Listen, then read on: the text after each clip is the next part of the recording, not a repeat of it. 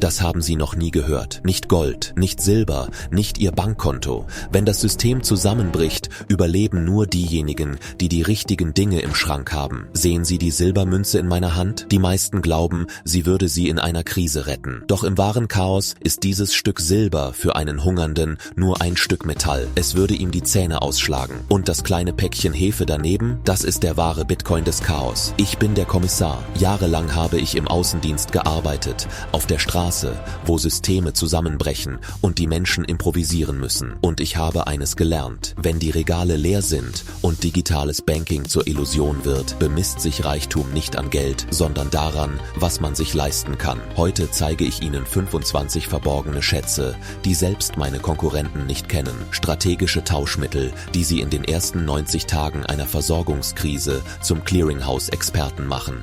Aber ich gebe Ihnen nicht einfach nur eine Liste. Sie lernen die Psychologie des Verhandelns, die Theorie des grauen Mannes und wie ein scheinbar unbedeutender Punkt in Punkt 16 sich eines Tages als äußerst nützlich erweisen könnte. Dies wird die wertvollste kostenlose Lektion sein, die Sie je erhalten werden. Lehnen Sie sich zurück, machen Sie sich Notizen, denn wenn es hart auf hart kommt, werden Sie keine Zeit zum Lernen haben. Zunächst müssen Sie Folgendes verstehen: Verhandeln ist kein Tauschhandel, es ist ein psychologischer Krieg. Erstens, Salz, das älteste Gehalt der Geschichte. Mein Gegner erwähnte Bouillon, aber ich komme zu den Grundlagen. Salz. Römische Soldaten erhielten ihren Sold in Salz. Gehalt / Sal. Salz ist nicht nur Geschmacksverstärker, sondern auch Konservierungsmittel. Es ist das einzige, was Fleisch vor dem Verderben bewahrt. Ein 50 Kilogramm Sack Salz ist im 6. Monat der Krise ein Vermögen wert. Portionieren Sie ihn in kleine Gefrierbeutel. Zweitens, Feuerzeug und Zunder. Der Meister des Feuers, Dunkelheit und Kälte sind die größten Feinde in einer Krise. Ein Set mit 50 Feuerzeugen kostet heute ein paar Euro. Morgen wird jedes einzelne ein Lebensfeuer sein. Ein Streichholz wird nass, aber ein Magnetfeuerzeug zündet tausendfach. Dritte Damenbinden und Tampons, logistische Waffen. Niemand spricht gern darüber, aber Fachleute wissen es. Nicht nur für Frauen. Sie sind hervorragende Verbandsmaterialien. Sie sind steril und stoppen Blutungen. Sie sind so wertvoll wie ein Erste-Hilfe-Set in der Zentrale. 4. Alkohol, kleine Flaschen. Nicht zum Trinken, sondern zur Desinfektion und zur Stärkung der Moral. Kleine 50 Milliliter Fläschchen Wodka oder Whisky. Warum klein? Weil man, sobald man eine große Flasche öffnet, zur Zielscheibe wird. Eine kleine Flasche ist mobiles Geld. 5. Nähzeug und Sicherheitsnadeln. Wenn deine Kleidung reißt, kannst du keine neue kaufen. Mit Nadel und einer Spule starkem Garn kannst du einen Stiefel flicken. Das sichert dein Überleben. 6.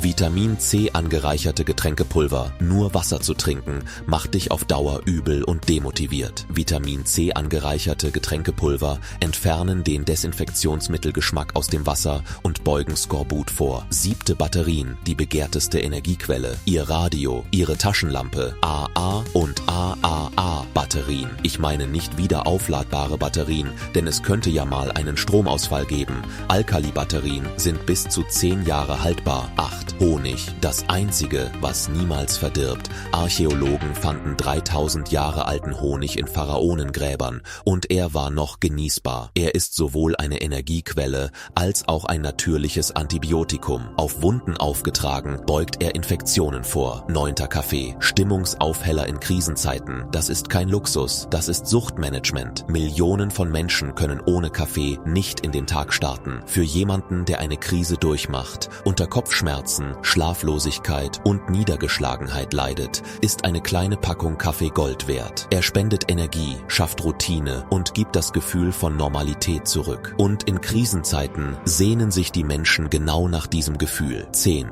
Schmerzmittel und Allergietabletten. Unverzichtbares Gold. Wer Zahnschmerzen hat, verhandelt nicht. Ein Kind mit Fieber kann nicht warten. Eine kleine Packung Ibuprofen, Paracetamol oder Antihistaminika. Das ist die unsichtbare Währung einer Krise. Klein, leicht, einfach zu verstauen, aber unbezahlbar, wenn man sie braucht. Jetzt betreten wir das Terrain der Profis. Wer hier nicht aufpasst, wird verlieren, sagt er und erhöht das Tempo. 11. Toilettenpapier und Feuchttücher, der schmale Grat der Zivilisation. Das haben wir während der Pandemie gesehen. Die Menschheit deckt sich in Krisenzeiten zuerst damit ein, denn Hygiene ist kein Luxus, sie ist der erste Schritt zum Schutz vor Krankheiten. Lagern Sie sie in kleinen Packungen. Große Packungen machen Sie zur Zielscheibe. Kleine Packungen sind ein Schnäppchen. 12. Handschuhe und Masken, Kontaktsicherheit. Sie werden Müll sammeln müssen. Sie werden Kranken helfen müssen. Sie werden verschmutztes Wasser anfassen müssen. Handschuhe und Masken verschaffen ihnen in einer Krise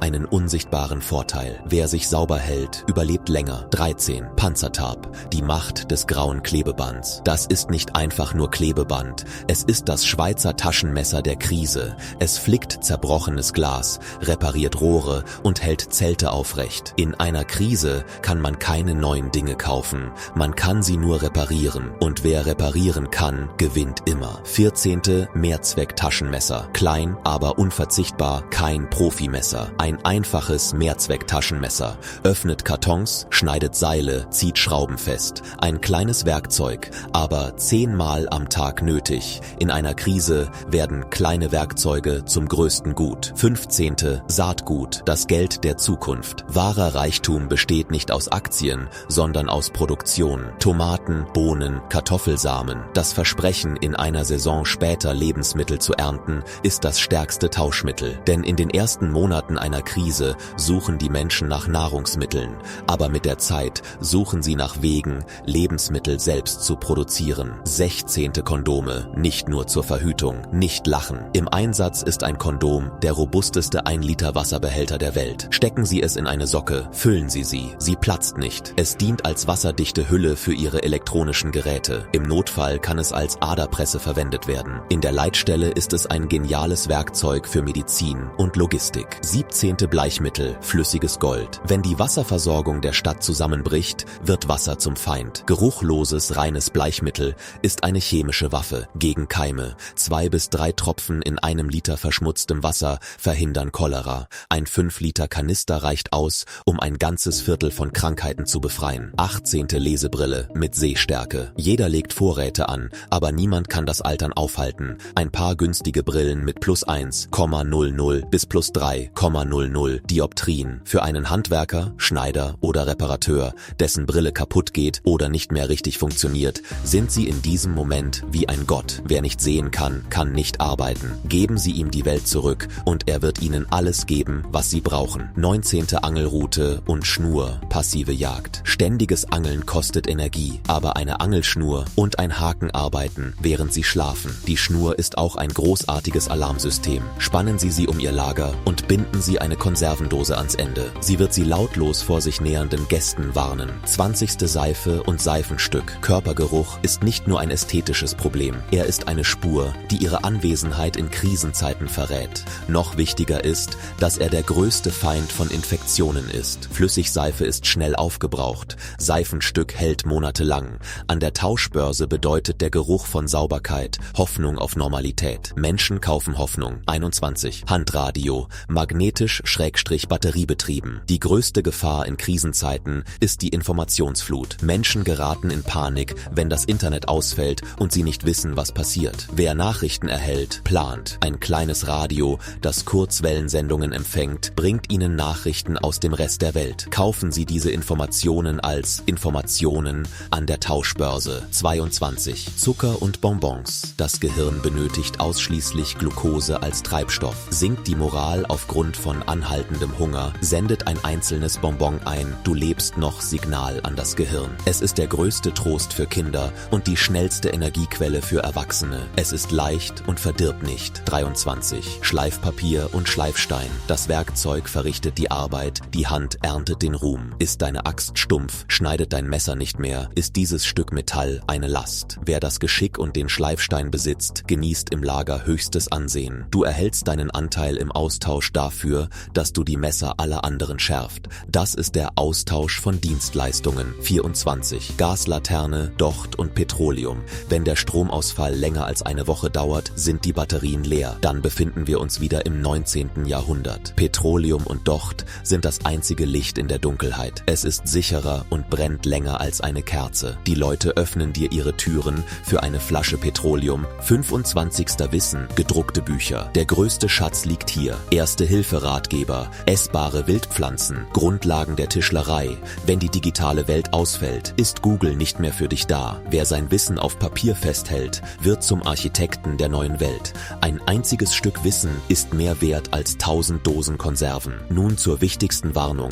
Prahl nicht nicht damit, dass du diese Schätze besitzt. Das nennt man einen Plündermagneten. Wenn dein Nachbar den köstlichen Duft von frischem Brot aus deinem Haus riecht, ist er nicht länger dein Freund, sondern ein hungriger Rivale. Handeln Sie niemals in Ihrem eigenen Zuhause. Vermitteln Sie niemals den Eindruck, Sie hätten mehr. Sagen Sie stattdessen, ich habe nur noch eine Packung, die kann ich gegen Ihr Werkzeug tauschen. Seien Sie unauffällig, bleiben Sie unsichtbar, passen Sie auf sich auf. Was ich beschrieben habe, ist kein Horrorszenario, sondern ein Training für bewusste Vorsorge. Genau wie ein Reserverad im Auto zu haben.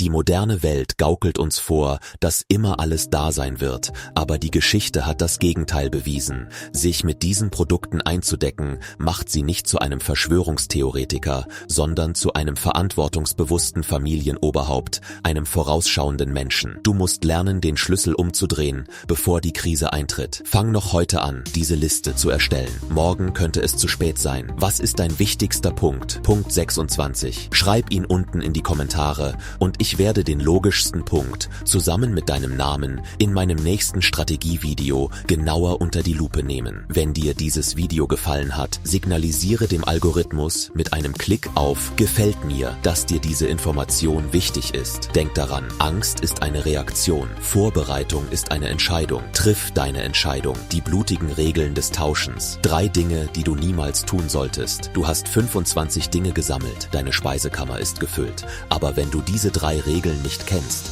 bietest du jemandem nur ein fertiges Geschenk an. Hör gut zu, denn dieser Teil ist genauso wichtig wie die Dinge selbst. 1. Zeig niemals das ganze Paket. Willst du jemandem eine Packung Kaffee schenken, dann hol niemals die vakuumverpackte 250 Gramm Packung aus dem Supermarkt hervor. Teile sie vorher in kleine, unauffällige, wiederverschließbare Beutel auf. Die Person gegenüber sollte sehen, dass du das letzte Stück opferst, nicht dass du einen Überfluss hast. Überfluss zu zeigen, ist eine Einladung. 2. Timing ist tödlich. Der schlechteste Zeitpunkt für Tauschgeschäfte ist, wenn alle auf der Straße sind. Aber auch Mitternacht ist nicht der beste Zeitpunkt, denn wer um Mitternacht unterwegs ist, wirkt wie ein Jäger. Die beste Zeit ist die Dämmerung, wenn das Chaos müde geworden ist. Der graue Mann bewegt sich, wenn alle schlafen oder beschäftigt sind. 3. Werden Sie immun gegen emotionale Erpressung. Das ist der schwierigste Teil. Sie werden jemandem helfen wollen, der an Ihre Tür klopft und sagt, mein Kind hat Hunger. Aber denken Sie daran,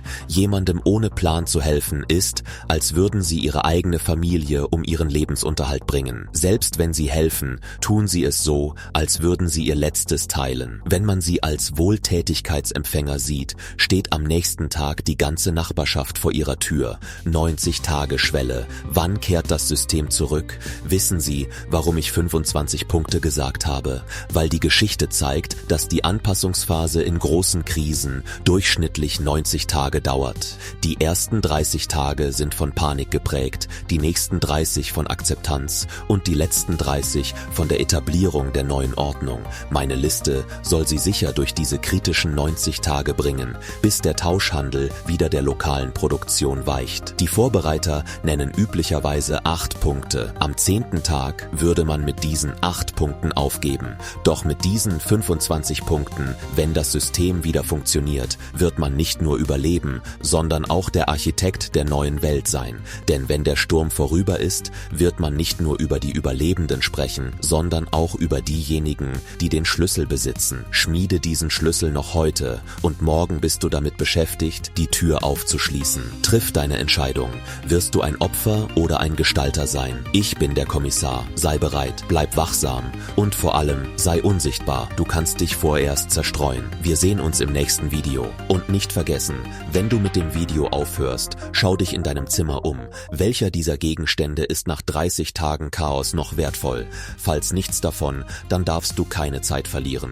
Übrigens, die wichtigste Regel des Kommissars: Erzähl niemandem, dass du diese 25 Dinge besitzt. Nicht einmal in den Kommentaren. Schreib mir stattdessen einfach, ich bin bereit. Das reicht mir als Signal.